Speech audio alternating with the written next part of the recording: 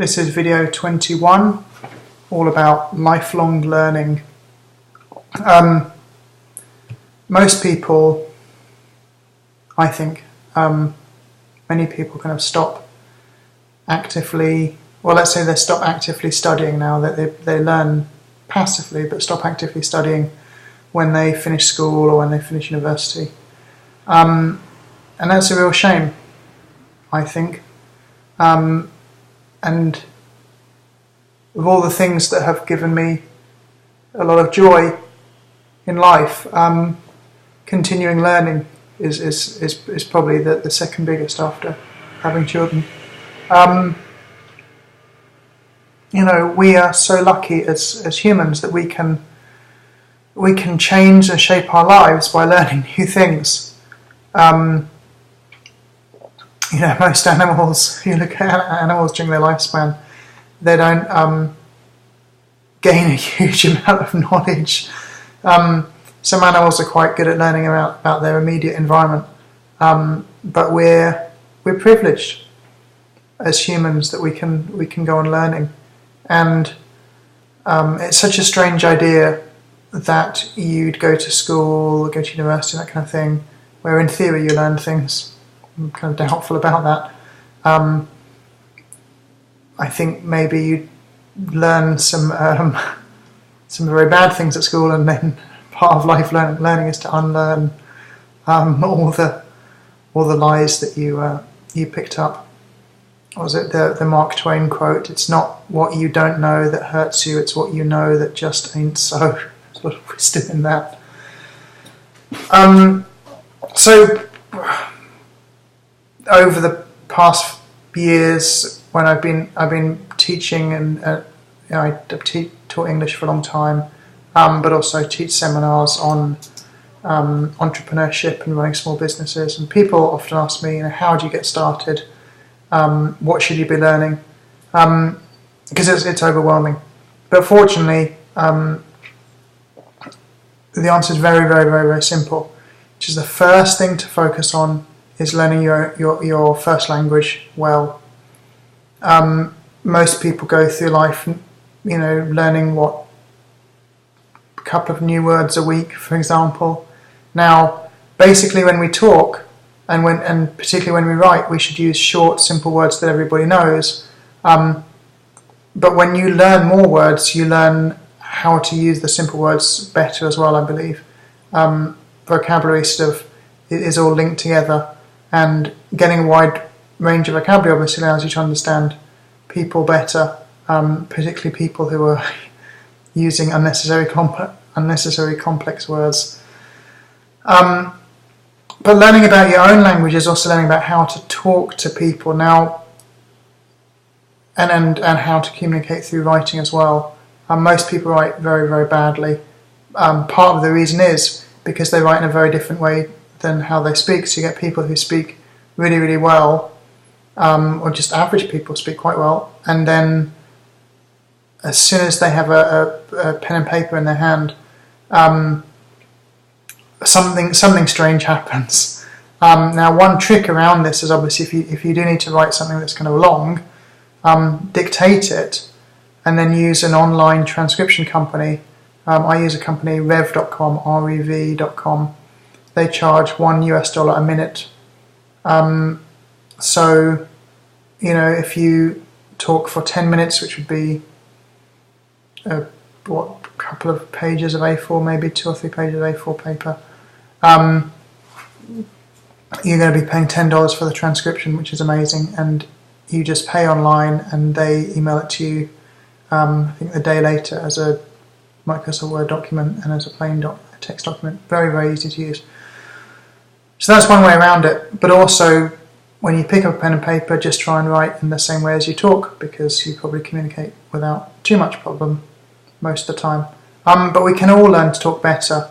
And one language pattern that I'm just going to share with you now, which I found very, very, very powerful. This is a very well-known one among people who try to speak better. And the words themselves are not particularly important, it's the pattern that's important. Now, this is feel, felt, found. So feel, felt, found. This is a language pattern you can use when you're talking to people and you're finding it hard for them to see your point of view.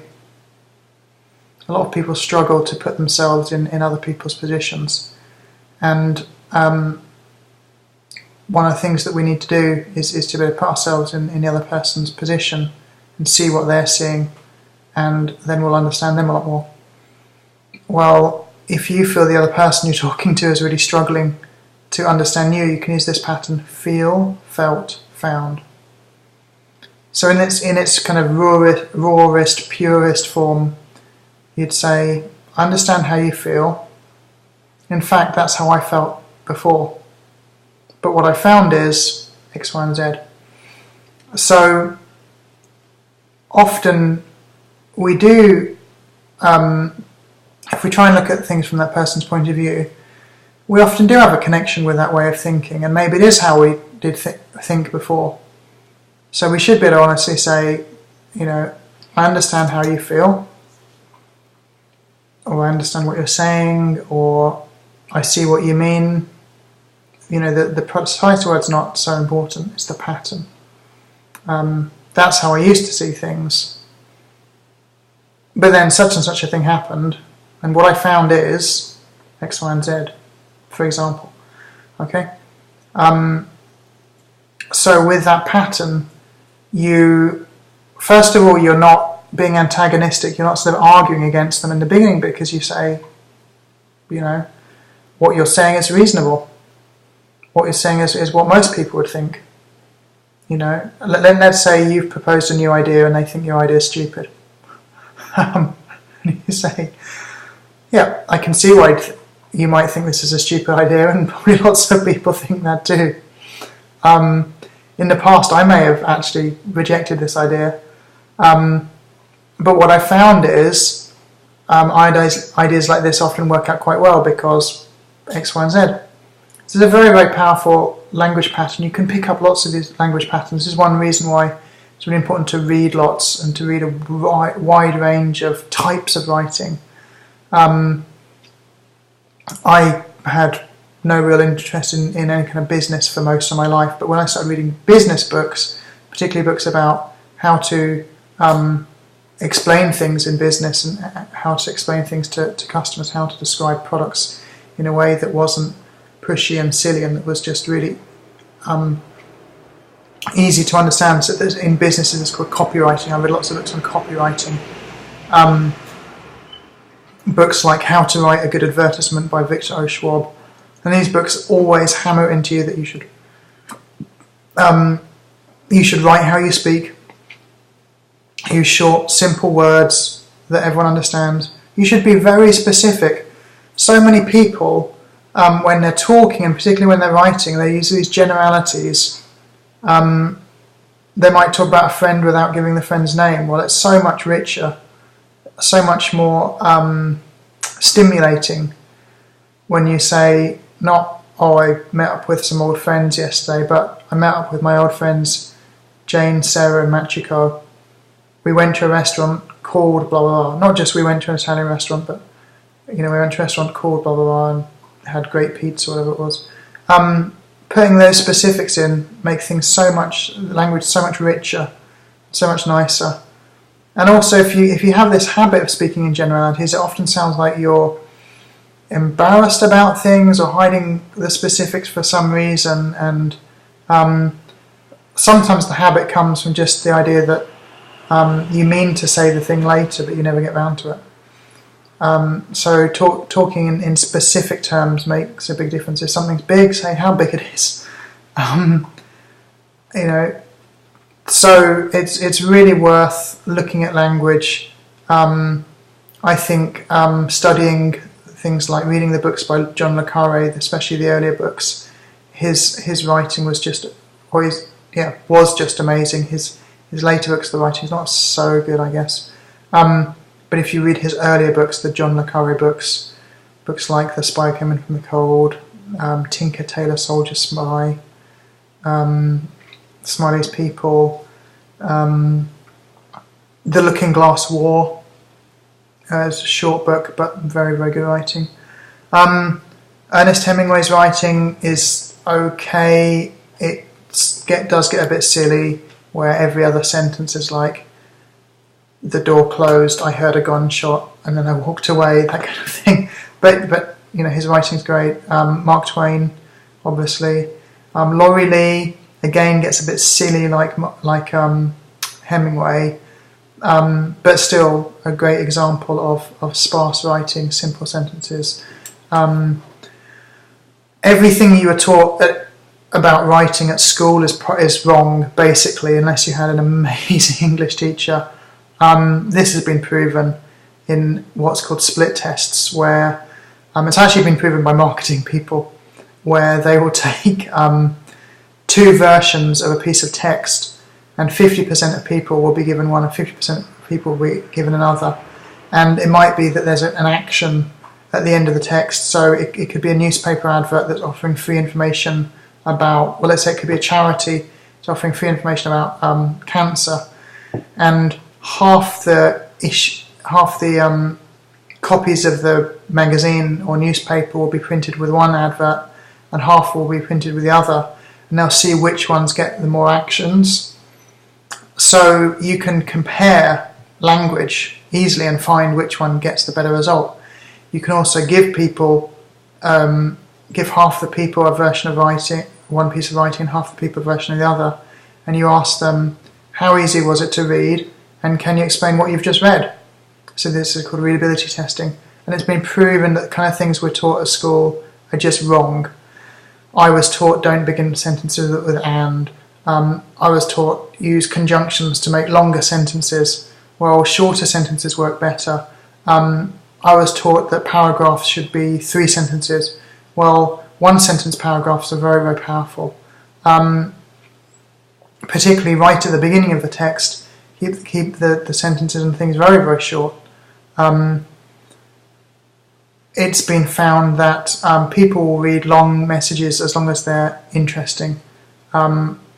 So, yeah, the sort of things you learn at school about good grammar, absolute nonsense. Try to unlearn it all. So, studying your own language is really the best way to get started with what's sometimes called self-improvement. It's not a very good term, but I prefer the term lifelong learning. And then another thing is studying how to study. There are lots of great books on study skills. The Tony Buzan books are good, although very hypey and a lot of pseudoscience, but just try and ignore the hype, ignore the so-called sciencey bit because it's all nonsense. But the techniques are very, very sound. Lots of people have used those techniques, like when you're reading, you preview what you're reading first, so flick through the book, look out for any captions under diagrams and pictures. His books on mind mapping are very good, but there's loads of great books on study skills. Another thing is just any skills you want, like I found out with my stage 4 bowel cancer, I probably don't have very long to live, but I'm trying to learn to draw. I've never been able to draw, and the reason I'm wanting to learn now is I wanted it to be something I learn along with my son. So I'm starting to start doing drawing with him every day. And he really enjoys drawing, and if we learn the skills together, there are lots of great books on how to draw. Probably the most famous is the Betty Edwards book, which I think is called Drawing on the Right Side of the Brain. Again, ignore the pseudoscience. There's no such thing as left and right side of the brain. It's a misunderstanding of a decent piece of science research on brain lateralization, but there's no such thing as right-brained people, left-brained people. That's absolute crap, basically. And it's fine, absolutely fine to use that kind of thing as a model if it gets you somewhere, but it's really, really stupid to use it as a limiting thing. Say, well, I'm left-brained, so I can't do this. Thank you so much for listening.